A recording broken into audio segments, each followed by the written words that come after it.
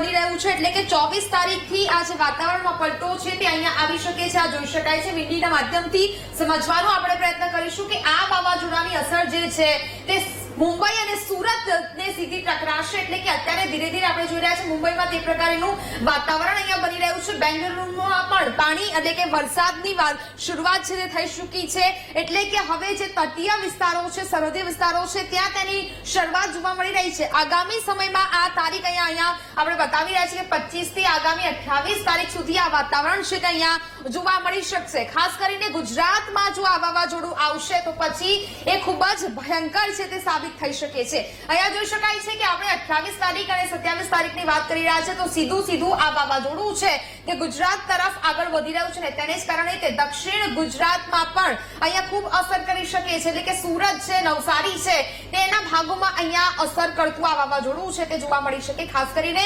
સૌરાષ્ટ્રના જે વિસ્તારો છે ત્યાં પણ આ વાવાઝોડું તે છે તે સીધું પહોંચી શકે છે। જામનગર છે, જુનાગઢ છે, આ તમામ વિસ્તારોને ત્યાં અહીંયા અસર કરી શકે છે।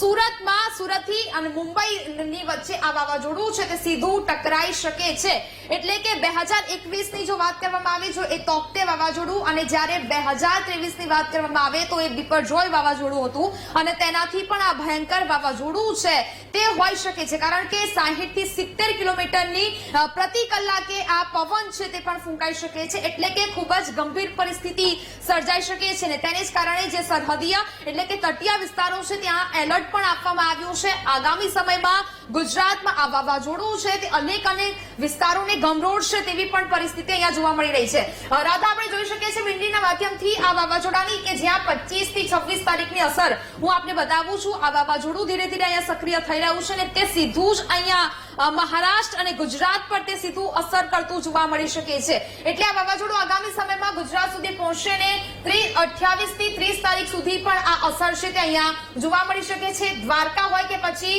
પોરબંદર હોય કે પછી સુરત હોય તમામ જગ્યાએ તેની અસર છે તે જોવા મળી શકે છે।